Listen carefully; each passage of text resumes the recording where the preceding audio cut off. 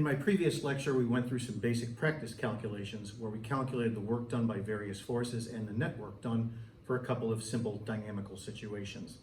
As I indicated during that lecture, what you were beginning to see is the nuts and bolts mathematically of energy transfer. So now we specifically get to exactly what energy is.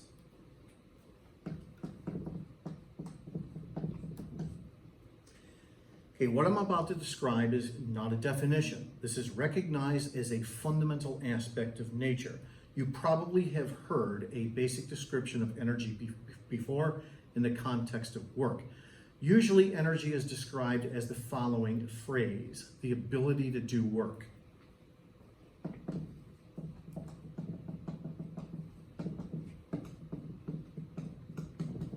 It's important to recognize, however, that this is not a definition. We are recognizing this as a fundamental aspect of nature. So, for example, let's say that I have my carts here and I have my air track. I don't even have to turn the air on for this description. Let's say that I take one of the carts like so, and I apply a force to that cart over a displacement delta R, like so. And then when this happens, as we calculated in a previous example, we could calculate the work done by me, for example, as I push the object here across the surface. However, what allows me to do work? What allows me to do work is this fundamental property that I must contain, if you will, or I must possess, and this is referred to as energy. Energy, fundamentally, is the ability to do work. Now, when you watch me do this, however, you don't look at this and say to yourself, oh, I see energy. Instead, what you see is just work being done. So then, therefore, how do we know that energy truly exists?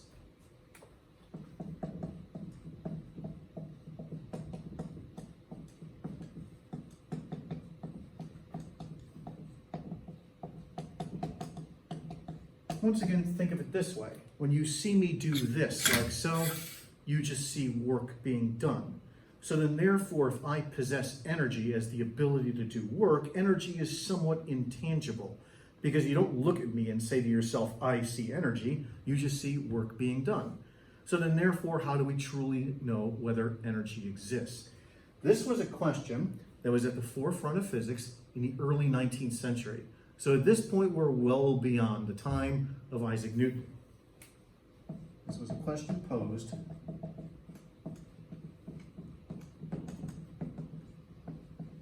in the early 19th century. Now, incidentally, by the way, what was going on in the Western world, usually beginning around the time of the early 19th century, starting in England, the United States, Western Europe, Australia, and a couple of other places around the world? The Industrial Revolution. It wasn't a coincidence. The underlying science of the Industrial Revolution is energy transfer. Our understanding of energy transfer was necessary in order for the Industrial Revolution to occur. So this coincides with the Industrial Revolution.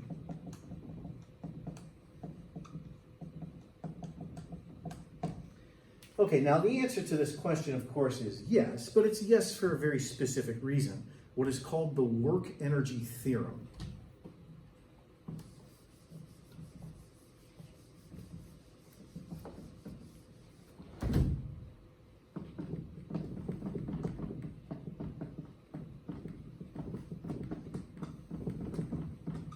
Now, the word theorem, of course, implies that it's mathematical, and it is. But before we get to the math, let me just describe it to you qualitatively. I'm going to do so by setting up a very simple scenario here on the air track, and I will turn the air on to remove the force of friction as I demonstrate this in just a few moments. However, here's what we're going to do. I'm going to set up the air track like so as a simple demonstration, like this. Okay, we're going to assume that the air track is horizontal, just to keep things simple. And when the air is on, we're going to assume that it's frictionless. Okay, and then I'm going to take an object here like so of mass m. It's initially going to be at rest. And then I'm going to apply a net force to it horizontally, like so. So here's a net force, thereby causing it to accelerate in this direction. I will push on the object over a displacement delta r. And then over here, after I let go of it, it will have some speed v. So it's about as simple a situation as you can imagine. It literally is nothing more than the following.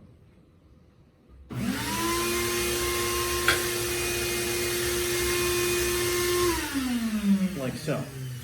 So now in that situation, let's say that I did a certain amount of net work. Let's say, for the sake of argument, that I did 100 joules of net work.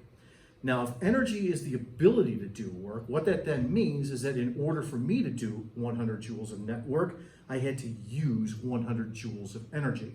Once again, if energy is the ability to do work, the amount of energy that I used is equal to the work that is done.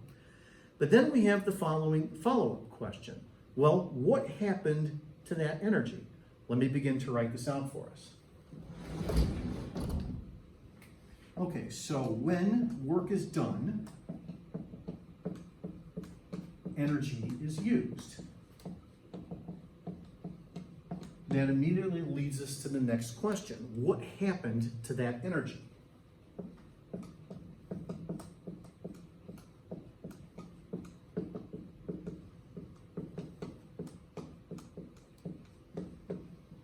Okay, think about that question and now watch the demonstration again. Once again, I will turn on the air.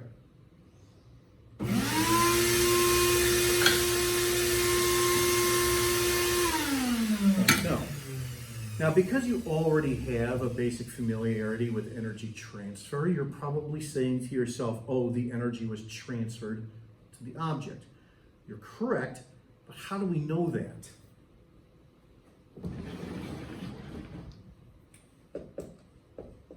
Energy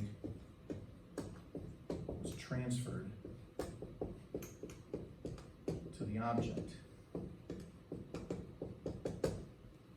So if you said that, what that then means is that after I let go of the object contains energy. How do we know that? Because the object is moving is not the correct answer. But now, think about that question if I change the demonstration a little bit. Now what I'm going to do is I'm going to add a second cart, like so. And then I'll once again do net work on the first cart by doing the following.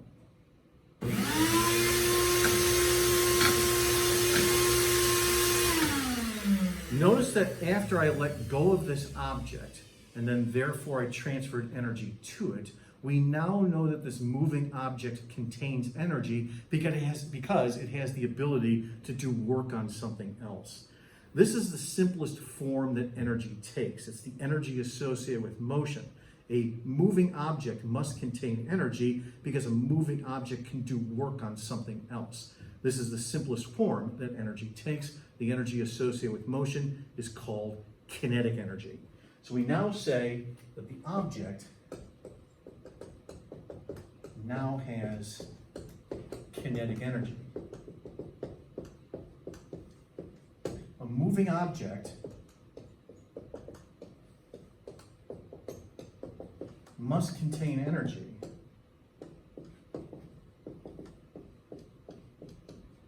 because it has the ability to do work on something else, the second cart.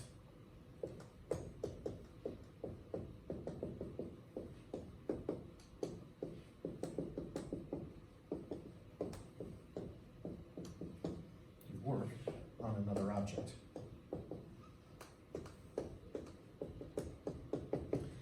So here's then how we can summarize the scenario thus far. I do a certain amount of net work upon this first cart. When I do, I transfer energy to that cart. The amount of energy that I transfer to the cart is equal to the object's kinetic energy. A moving object must contain energy because a moving object can do work on something else. So the role of work is to transfer energy, and the mathematics of the dot product describes energy transfer perfectly. So the role of work is to transfer energy.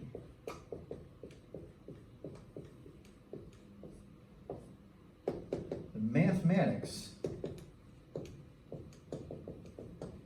of the dot product perfectly describes energy transfer.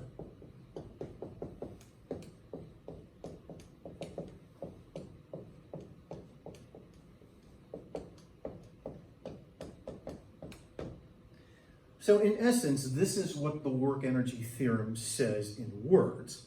But how do you describe this mathematically? Actually, fairly easily. So let's now go through the mathematics of this description.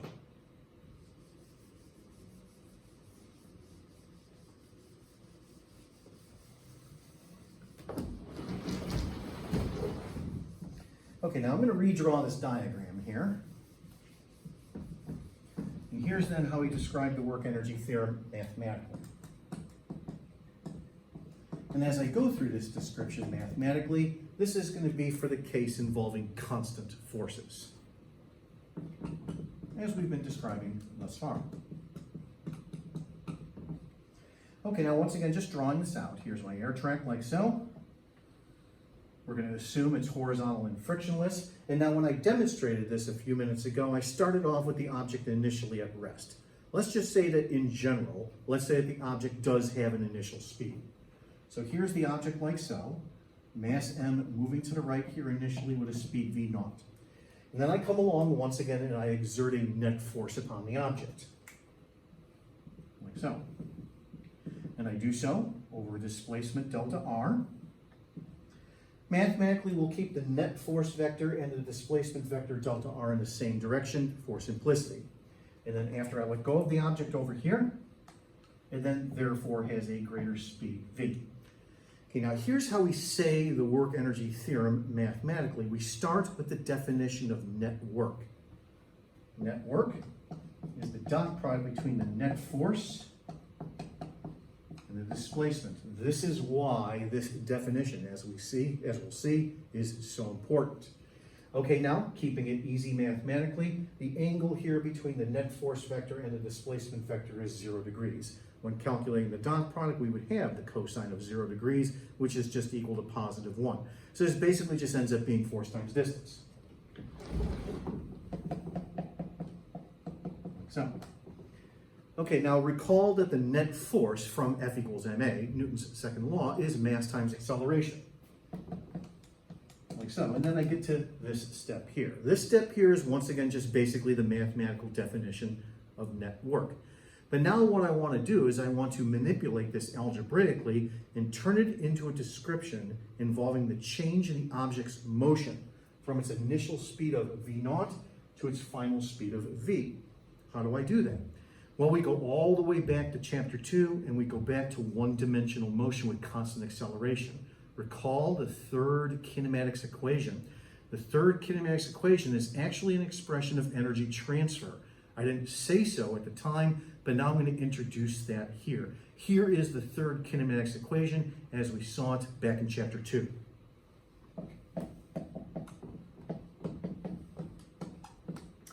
Notice, by the way, that there is a slight notation change here as I wrote this down. Back in chapter 2, you saw the displacement delta r as the final position x minus the initial position x naught. That's the same thing as delta r here in this description when calculating net work. Notice that this expression right here describes for us a change in the object's motion from its initial speed to its final speed.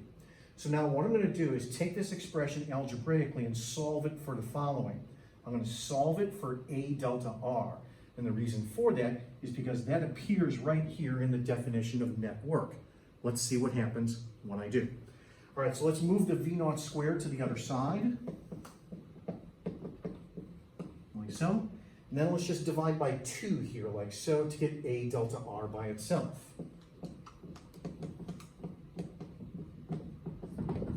Like so. And now I'll take this expression and I'll plug it into here. So basically take the expression and just multiply it by the mass m. Here on the lower board, here's then what happens when you do so. You end up with this expression. Like so. Take a look at that carefully. All that I did was I took a delta r, the step previously, plugged it into the definition of net work, and then I end up with this. We have a new quantity that is present here. This new quantity called 1/2 mv squared. When the object starts off with its initial speed of v naught, that's this term here. And then I come along and I push the object, I do work on it when I do, and that then results in this term here. So there is a change in this new quantity. This change in this new quantity, the new quantity itself, is now interpreted as the energy associated with motion. This new quantity is called kinetic energy.